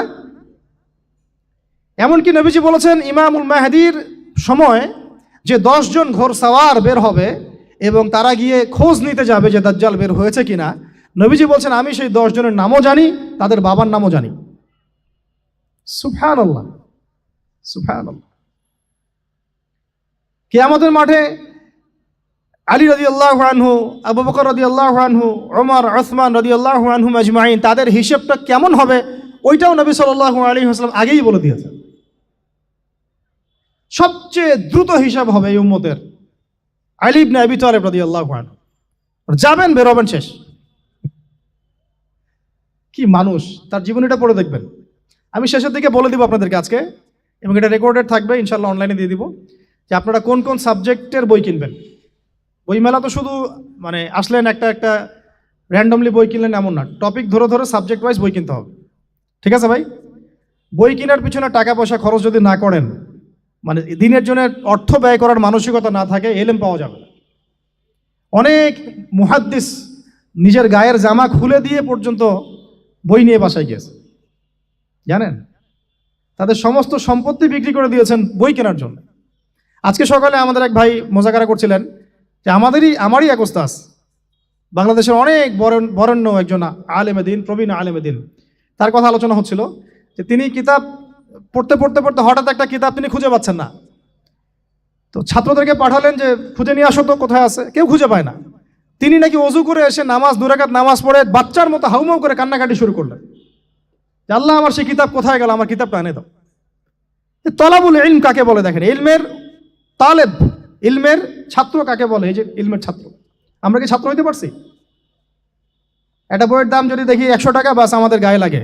100 টাকা দিয়ে তো আপনার গার্লফ্রেন্ডকে নিয়ে বসতে গায়ে লাগে না, বসলে তো 500 টাকা চলে যায়। জিনা থেকে বাঁচতে না পারলে কলবে আল্লাহ নূর আসবে না। আল্লাহ পাক আমাদের কথাগুলো বোঝার তৌফিক দান করেন, আমিন। জিনা, আবার বলছি, জিনা থেকে বাঁচতে হবে, অন্যথায় কলবে নূর আসবে না। আল্লাহ পাক আমাদেরকে বোঝার তৌফিক দান করেন, আমিন। কোথায় ছিলাম ভাই? বলেন। 1 নাম্বার কি ছিল? শিরক। 2 নাম্বার রিবা, সুদ। ওইটা বলতে গিয়ে হাদিসটা কথা বলেছিলাম। এই সুদটা কি এখন বেশি না কম? এখন সুদ মানুষ খাচ্ছে, যুক্তিও দিচ্ছে যে এই যুগে এখন সুদ না খাইলে কি চলে। একদিন একটা মসজিদে বয়ান করছিলাম, তো মসজিদে বয়ানের মাঝখানে একজন দাঁড়ায় গেল, দাঁড়ায় আমাকে বলছে যে ওস্তাদ হুজুর, বুঝলাম আপনার সব কথা ঠিক আছে, এখন আমার 1 লাখ টাকা ধার লাগবে, আমি কোত্থেকে নিব? বলেন, আসলে উত্তর দিবেন কি? হ্যাঁ, সুদের ক্ষতিকর বিষয়গুলো যেমন বলতে হবে, সুদবিহীন ব্যাংকিং সিস্টেম এবং অর্থনৈতিক ব্যবস্থাও তো চালু করতে হবে। সেটা কি? সেটা হচ্ছে জাকাত। সেটা কি? জাকাত, সাদাকা এবং কর্জে হাসানা। এগুলো তো চালু করছি না আমরা শুধু কথা বলছি তাত্ত্বিক যে সুদ হারাম। আমিও তো অনেক জায়গায় বলছি, কারণ বলতে হচ্ছে, নাহলে আপনার জানাতে তো হবে। সুদের পাপের সবচেয়ে নিম্ন শাখা হচ্ছে মায়ের সাথে জিনা করা, সর্বোচ্চ শাখা হচ্ছে আল্লাহ এবং তার রাসূলের সাথে যুদ্ধ করা। একটা হাদিস বুখারীতে এরকমও আসছে, বুখারীতে কি তিরমিজিতে, আমি রেফারেন্সটা ভুলে যাচ্ছি, তবে হাদিসটা সহিহ। নবী সাল্লাল্লাহু আলাইহি ওয়াসাল্লাম বলেছেন, যে ব্যক্তি 1 দিরহাম সুদ খায় সে যেন 36 বার জিনা করলো। আর আপনারা তো জানেন, এটা আমার বলার দরকার নাই, 4 শ্রেণীর মানুষকে নবীজি অভিশাপ দিয়েছেন, যে নিজে খায়, তারপরে যে সুদ দেয়, যে লিখে রাখে, যে সাক্ষী থাকে। তা আমি বলতে যাচ্ছি, আইয়ামে জাহিলিয়াতে এই সুদটা ছিল, আমাদের এই বর্তমান ওয়ার্ল্ড অ্যাফেয়ার্সে নাই। বাংলাদেশ একটা কান্ট্রি হিসেবে চিন্তা করবেন না, আপনি গ্লোবালি চিন্তা করবেন, কারণ এখন একটা দেশ স্বতন্ত্রভাবে চলতে পারে না। ওয়ার্ল্ড ব্যাংকের সাথে আপনাকে ডিল করতে হবে, IMF এর সাথে। আমি যদি প্রেসিডেন্ট হই, তাও আমাকেও করতে হবে, আপনি হলে আপনাকেও করতে হবে। তো কথা বলে তো শুধু কথা বলে লাভ নাই, আপনার বিকল্পটা কি? আসলে বিকল্প ব্যবস্থাটা কি, এটা তো মূল কথা। ইকোনমিক্স নিয়ে কতগুলো কিতাব আছে এখানে, ইসলামিক ইকোনমিক্স নিয়ে আমরা কতগুলো কিতাব ছাপাইছি, বর্তমান ওয়ার্ল্ড অ্যাফেয়ার্স নিয়ে আমরা কতগুলো কিতাব ছাপাইছি। এবং আমি রিকোয়েস্ট করব বিনয়ের সাথে, যে আমাদের ঊর্ধ্বতন কর্তৃপক্ষ যারা আছেন, শুধু একটা কাজ করেন না, একটা কাজ 1 বছর করেই দেখেন না কি হয়। প্রত্যেকটা মুসলিম, অমুসলিমদের কথা বলছি না, যেহেতু এটা খিলাফা স্টেট না, সেহেতু অমুসলিমরা এখানে জিজিয়া দিবে না। খিলাফা স্টেটে অমুসলিমরা জিজিয়া দেয়, এটা তো খিলাফা স্টেট না, এটা তো ডেমোক্রেটিক স্টেট এবং সেকুলার স্টেট। শুধু মুসলিমদের কাছ থেকে যাদের নিসাব পরিমাণ সম্পদ হয়েছে জাকাত দেওয়ার, সবার কাছ থেকে রাষ্ট্রীয়ভাবে বাধ্যতামূলক জাকাত নেন, দেখেন না অর্থনীতি সচল হয় না। 1 বছর নিয়ে দেখেন না কি হয়। কেউ এই উদ্যোগ গ্রহণ করতে পারতেছে না। কেন হচ্ছে না আমরা বুঝতে পারতেছি না। কর্জে হাসানার এনজিও চালু করা যায়। আমরা অনেক সংগঠন করছি, সোশ্যাল, অরাজনৈতিক ইত্যাদি রাজনৈতিক। আমরা ইকোনমিক এনজিও খুব একটা করতে পারছি না। কিন্তু এই জায়গাগুলো দখল করে ফেলছে, দেখেন কারা কারা, নাম বলতে চাচ্ছি না আমি। এবং যারা যারা দখল করছে তারা কিন্তু এখন রাষ্ট্রের অনেক বড় বড় জায়গায় হস্তক্ষেপ করতেছে। উত্তরবঙ্গ জুড়ে পুরো উত্তরবঙ্গে ঘুরে আসেন, দেখেন কাদের তৎপরতা বেশি। নীলফামারীতে সফর করে দেখলাম যে ওখানে একটা গ্রামের মধ্যে 24টা এনজিও কাজ করতেছে, সুদী সব। তারপরে মানুষ তামাক চাষ করে খাচ্ছে। একটা দল দাবি করতেছে নবী সাল্লাল্লাহু আলাইহি ওয়াসাল্লাম ছাড়াও আরও নাকি নবী আসতে পারেন, আউযুবিল্লাহ। এবং ওই যে মির্জা গোলাম আহমেদও তাদের অন্তর্ভুক্ত। মানুষ ওই দলের নাম লিখাচ্ছে চাকরির জন্য, ব্যবসা করতেছে তারা দেশের মধ্যে। তাহলে ভাই শুধুমাত্র তাত্ত্বিক কথাবার্তা না, আমাদের সংগ্রামটা কিন্তু বহুমুখী। শুধু ইলম অর্জন তো একটা বেসিক জিনিস, এই বেসিকটাই এখনো হচ্ছে না আমাদের। ইলম অর্জনটা বেসিক জিনিস, এটাই হচ্ছে না। এরপরে আপনার অর্থনীতি সমৃদ্ধ করা, সংস্কার করা, সমাজ সংস্কার করা, রাজনৈতিক অঙ্গনগুলোর মধ্যে যে অরাজকতা এগুলোকে সংস্কার করা, কত কাজ আমাদের। কিন্তু আমরা কিন্তু একটা জায়গাতেও স্থির নাই। ইভেন একটা মাসালাতেও আমরা এক জায়গায় আসতে পারতেছি না, ঐক্যবদ্ধ হতে পারতেছি না। আমরা খুবই ব্যাকডেটেড চিন্তা করতেছি এই জায়গাতে। অথচ আমাদের উচিত ছিল এই প্রবলেমগুলোকে আরও 30-40 বছর আগেই সলভ করা। তাহলে এখন হয়তো আপনি ভালো কিছু পেতেন। আমাকে একটা প্রতিষ্ঠান দেখান যেখানে নুরানি থেকে নিয়ে, মানে নুরানি থেকে দাওরা বা ক্লাস নার্সারি থেকে মাস্টার্স এরকম সিলসিলায় ইসলামিক শিক্ষা এবং জেনারেল শিক্ষাকে একত্রিত করে একটা সিলেবাস মেনটেন করে পড়ানো হচ্ছে। আমাকে কয়েকটা প্রতিষ্ঠানের নাম বলেন, আমি ওখানে আমার মেয়েকে ভর্তি করাবো। আমাকে দেন, রেডিমেড দেন, আমার ছেলেকে ভর্তি করাবো। আমরা ফিকির করতেছি না। এটা হওয়া উচিত ছিল বিগত 30 বছর আগেই। আমি আপনাদেরকে বলি যে প্রকাশনা সংস্থার ভাইরা আছেন অনেকে এখানে। ধরেন আমাদের রংপুরের কোনো ভাই আপনাদেরকে পুরো 1 বিঘা জমি দিল, বা ধরেন 5 বিঘা জমি দিয়ে দিল, ঠিক আছে? আর আমরা সবাই মিলে দেশবাসীর কাছ থেকে টাকা কালেক্ট করে একটা কনস্ট্রাকশন দাঁড় করে প্রতিষ্ঠান দাঁড় করালাম, একেবারে অনার্স, মানে নুরানি থেকে নিয়ে, মানে প্লে গ্রুপ থেকে নিয়ে মাস্টার্স এরকম ফ্যাকাল্টি আর কি করলাম। এখন ভাই আপনারা যারা বই প্রকাশ করতেছেন, আমাকে কি আপনারা বই দিতে পারবেন? প্রত্যেকটা ক্লাসে আমি কোন কোন বই পড়াবো পারবেন? আমাকে কি সিলেবাস দিতে পারবেন? কথা বলেন। প্লে গ্রুপে কোন কোন বই পড়াবো আমাকে দেন, নার্সারিতে দেন, STD 1-এ দেন, 2-তে দেন, 3-তে দেন, 5-এ দেন। এভাবে আপনি আমাকে ক্লাস 10 পর্যন্ত দেন। তারপরে কি আপনি আমাকে অনার্স, মাস্টার্স এই ফ্যাকাল্টিগুলো আলাদা আলাদা, এগুলো কি ইউনিভার্সিটি আদলে আপনি কি আমাকে সাজা দিতে পারবেন? আমরা জায়গা দিব, টাকা দিব, প্রতিষ্ঠান করে দিব। প্রকাশনা সংস্থা থেকে কি আমরা এতটুকু পেতে পারি? এবং এমন আলেমের প্রোডাক্ট যে আলেমরা সারা ওয়ার্ল্ডকে ডিল করতে পারে, মানে ইন্টারন্যাশনাল স্কলার। এখান থেকে যাবে ইউকেতে গিয়ে দাওয়াতি কাজ করে আসবে, অস্ট্রেলিয়ায় গিয়ে দাওয়াতি কাজ করে আসবে, মালয়েশিয়ায় গিয়ে দাওয়াতি কাজ করে আসবে, আন্তর্জাতিক মানের আলেম। আমরা কি জেনারেল শিক্ষিত ব্যাকগ্রাউন্ড থেকে তৈরি করতে পারবো? পারছি কি? অ্যান্ড আপনারা আমাকে বলেন তো ভাই, যে কত পার্সেন্ট মানুষ জেনারেল শিক্ষিত আর কত পার্সেন্ট মানুষ মাদ্রাসায় শিক্ষিত? কাদের পরিসংখ্যানটা বেশি? তারা কি, তাদের কোনো অবদান রাখার কোনো সুযোগ নাই?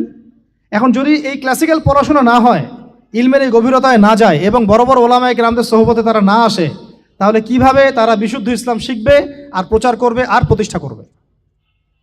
তো প্রশ্ন কিছু করে গেলাম। আজকে প্রশ্নগুলো রেখে যাচ্ছে এই কারণে যে এগুলো নিয়ে আপনারা ভাববেন, যে আপনারা আমাকে একটা ইসলামিক ইউনিভার্সিটি করার মতো বইপত্র আমাকে বানায় দেন না। দায়িত্ব নেন কেউ, আপনারা সবাই মিলে দায়িত্ব নেন। আমি এখানে একটা স্কুল আছে আমাদের ছোট্ট, তোহাজিন নুরাইন ইসলামিক স্কুল। এই স্কুল আমরা করেছি প্লে, নার্সারি, কেজি 1, 2, 3, 4, 5 এতটুকু। ট্রাইলিঙ্গুয়াল, মানে Bangla medium, English version, medium না, ইংলিশ ভার্সন আর অ্যারাবিক। এই সিলেবাসটুকু করতে, এই 8টা ক্লাসের সিলেবাস করতে আমাকে 7 দিন 8 দিন একেবারে বাংলা বাজার ঘাটাঘাটি করে,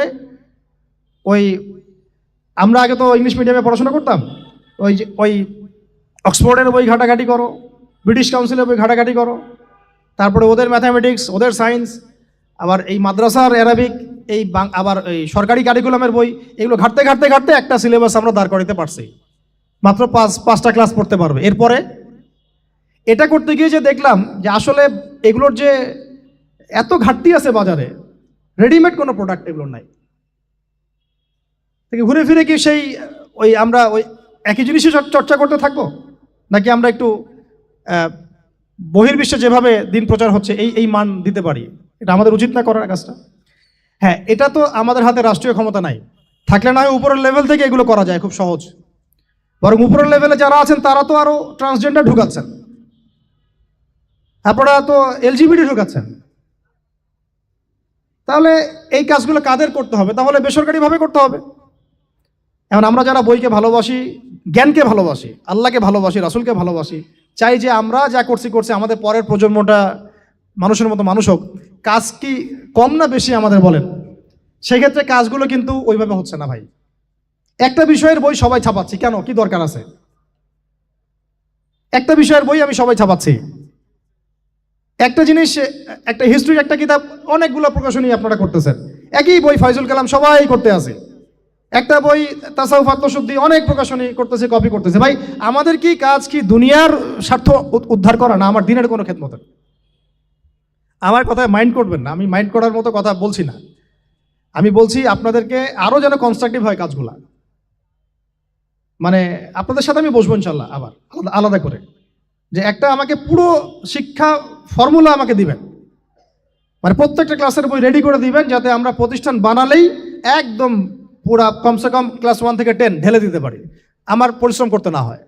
ওখানে বাংলা মিডিয়ামের বই থাকবে, ইংলিশ মিডিয়ামেরও থাকবে, এবং অ্যারাবিক তো থাকবেই। একটা গঠনমূলক সিলেবাস, যেটা পড়লে আমার ছেলে মাশাআল্লাহ হাফেজও হবে, এদিকে মাশাআল্লাহ সে ইংরেজিতেও দক্ষ হবে, সায়েন্সেও দক্ষ হবে। এক পর্যায়ে যখন সে এসএসসি পাস করবে, সে দেখবেন যে যার রাস্তা বেছে নিচ্ছে। বেজ আমি তাকে করে দিছি 10 পর্যন্ত, এখন সে ডক্টর হোক আর ইঞ্জিনিয়ার হোক, আর না হয় যদি আল্লাহর খলিফাই হয়, কোনো সমস্যা নাই। সমস্যা আছে? এটা দরকার ছিল ভাই, আরো 30 বছর আগেই দরকার ছিল। আমরা যেটা পাই নাই, এটা আমাদের আফসোস। আর এই জেনারেল ব্যাকগ্রাউন্ড থেকে এইরকম জায়গায় উঠে এসে এই যে এগুলো কথাগুলো বলা বা এই কাজগুলো করা, এগুলো সবাইকে হয়তো আল্লাহ পাক এভাবে কবুল নাও করতে পারে। এর পিছনে অনেক গল্প থাকে, অনেক হিস্ট্রি, অনেক ত্যাগ, অনেক আত্মত্যাগ, এগুলো সবাই হতে পারবে না। কিছু মানুষ বের হয়ে আসছে, ডক্টর জাকির নাইক তো সবাই হইতে পারে নাই, পারছে?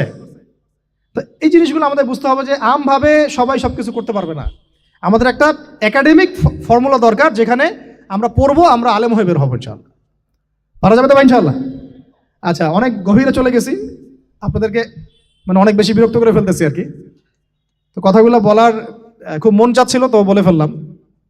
আর আমরা চাচ্ছি কথাগুলো সবাই সবার কাছে পৌঁছাক, যাতে করে অন্তত বিভাগীয় শহরগুলা, অন্তত ঢাকা, রংপুর, রাজশাহী, মানে বড় বড় শহর আমাদের, চট্টগ্রাম, কক্সবাজার ইত্যাদি ইত্যাদি বড় বড় শহরগুলোতে যদি একটা করে এরকম একটা করে প্রতিষ্ঠান থাকে, যেখানে আপনি পুরো জেনারেল শিক্ষা এবং ইসলামী শিক্ষা দুটোকে সমন্বয় করে এবং এই মানে দ্বিমুখী শিক্ষার মেরুকরণটাকে দূর করে একটা কনস্ট্রাকটিভ সিলেবাস দিতে পারেন, দেখবেন আজকে না হোক, আজকে থেকে 10 থেকে 15 বছর পরে আমাদের ছেলে মেয়েদের একটা প্রজন্ম আসবে, দেখবেন ইনশাআল্লাহ ওরা আমাদের চেয়ে অনেক ডিনামাইট হবে ইনশাআল্লাহ।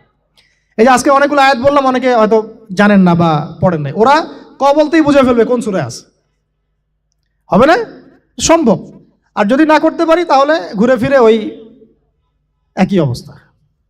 ওইটা দিয়ে হবে না ভাই। এই মানে ইসলাম বিষয়টা কি, এটা এমন না যে কিছু অংশ নিলাম কিছু অংশ নিব না, এটা এমন না। নিলে ভাই নেওয়ার মতো নেওয়া লাগবে। উদখুলু ফিস-সিলমি কাফা, একেবারে পরিপূর্ণরূপে দিনে প্রবেশ করেন। সিরিয়াসলি নেন, চান্স তো একটাই। আল্লাহ পাক আমাদের কথাগুলো বোঝার তৌফিক দান করেন। আর আমাদের সন্তানদের সাথে তো আমরা এটা হতে দিতে পারি না। আমরা না হয় অনেক সময় নষ্ট করে ফেলছি। আমরা এই টাউন হলে বসে চা খাইছি, আড্ডা মারছি এক সময়, স্কুলে পড়ার সময়, কলেজে পড়ার সময়। এবং এখানে কি হয় না হয় আমি খুব ভালো করে জানি। এবং আমারও সময় এমন কিছু হতো না যেটা এখন হয়। হোমোসেক্সুয়ালিটি, এখন এখানে হোমোসেক্সুয়ালিটি হয়। তাহলে বলেন এগুলো আমাদের জিম্মাদারি না? আচ্ছা, রংপুরে, অন্তত রংপুরের শহরে এইরকম উদ্যোগ নিতে পারবেন কারা কারা? হাত তুলেন দেখি। আমি যে কথাগুলো বললাম, কার কার সাহস আছে? এগুলো তাত্ত্বিক কথা বলে চলে গেলে কাজ হবে না। বইমেলা একবার হয়েছে, এরপরের বইমেলা না হয় আপনাদের প্রতিষ্ঠানের ক্যাম্পাসে করবেন, সমস্যা কি? রংপুরে অন্তত পক্ষে এরকম একটা ক্যাম্পাস গড়ে তোলেন। যার যা আছে তাই নিয়ে নামেন। কারো অর্থ থাকলে, কারো জমি থাকলে, কারো বুদ্ধি থাকলে, কারো প্রকাশনা সংস্থা থাকলে, কারো টিচার প্যানেল থাকলে, আসেন রংপুরে একটা কিছু করে দেখাই। আর সবাই যদি তাকায় থাকি একজনের দিকে যে আদনান ভাই করবে, অমুক ভাই করবে, তমুক ভাই করবে, তারা তো হলো না। কারণ আমরা তো কারো উপর নবী হয়ে আসি নাই। সবাই মিলে হাত লাগালে তখন কাজ করা যাবে ইনশাআল্লাহ। এখন এই প্রতিষ্ঠানগুলোর দরকার আছে না নাই?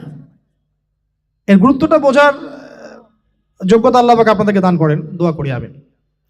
তো ভাই আর লম্বা করতেছি না, আমি শেষের অংশটুকু বলে শেষ করে দিচ্ছি যে এই সুদ আর শিরক যেমন ওই সময় ছিল এখনো আছে, আর ওই আইয়ামে জাহিলিয়াতের সেই সুদ আপনি দেখলেন, এখন শিরক দেখলেন, মাদক আছে না নাই? আইয়ামে জাহিলিয়াতের মাদক, আইয়ামে জাহিলিয়াতের এই নারী জাতির অবমাননা আছে না সমাজে? নাই? আর ব্যাখ্যা করতে যাচ্ছি না, আপনারা জানেন সব। আর আইয়ামে জাহিলিয়াতে ছিল একটা গোত্রীয় হানাহানি, দ্বন্দ্ব, মারামারি, এখন সমাজে নাই? এটাই তো চলতেছে এখন সমাজে। তো এখন এই জাহেলিয়াতের সমাজটাকে মাত্র 23 বছরের মধ্যে আমাদের নবীজি চেঞ্জ করে দিয়েছেন। কত বছর? এখন আপনারা আমাকে বলেন তো যে তিনি কি কোনো জাদু করছেন? তিনি কি কোনো জাদু দেখাইছেন সমাজে এসে? মানুষকে মারছেন? মানুষকে কি তিনি মানে কঠোর ছিলেন? তিনি, তার কাছে আল্লাহর ফেরেশতা আসতো, তিনি কি সেই শক্তি কাজে লাগায় একদম মানুষ, সমাজের মানুষকে জোর করে ইসলাম কবুল করাইছেন? তিনি কি করছেন 23 বছরে? এটা বলেই শেষ করে দিব। তবে তার আগে শুধু এতটুকু বলবো, 23 বছর পরের মক্কাটাকে একটু দেখেন। 23 বছরের পরের মক্কাটাকে একটু দেখেন। ওই মক্কাতে কি কোনো শিরক আছে? হ্যাঁ, 23 বছর পরের মক্কা, ওখানে কি কোনো শিরক আছে? ওখানে কি কোনো সুদ আছে? কোনো মাদক আছে? বলেন। কোনো নারীর অবমাননা আছে? কোনো গোত্রীয় হানাহানি আছে? তার 23 বছরের মধ্যে পুরো সমাজটাই চেঞ্জ করলেন কিভাবে? জাদু তো করেন নাই, মানুষকে তো অত্যাচার করেন নাই, কটু কথা বলেন নাই, এমনকি তিনি কারো গায়ে হাতও তোলেন নাই, তাই না? একটা কাজই তিনি করেছেন, সেটা হলো এই যে কোরআন এবং সুন্নাহর যে জ্ঞান, এই ওহির জ্ঞানটাকে তিনি সবার মাঝখানে ছড়াই দিয়েছেন। এই তো কাজ। তারপরে সেই জ্ঞান যখন মানুষ শিখেছে, তার উপরে আমল করেছে, এবং সেই জ্ঞান এর উৎস আল্লাহ রাব্বুল আলামিন, তার কাছে আত্মসমর্পণ করেছে, নবীর কাছ থেকে আত্মশুদ্ধি অর্জন করেছে, এবং হালাল খেয়েছে, পরিবার গঠন করেছে, প্রজন্মকে তৈরি করেছে, সৎ কাজে আদেশ করেছেন, অসৎ কাজে নিষেধ করেছেন, প্রয়োজনে কখনো হিজরত করেছেন, কখনো মার খেয়েছেন, কখনো সবর করেছেন, কখনো বা জিহাদও করেছেন। এভাবে আস্তে আস্তে পুরো আরবের মধ্যে দিনটা প্রতিষ্ঠা হয়ে গেল। তাহলে মূল উৎসটা কি ছিল? জ্ঞান।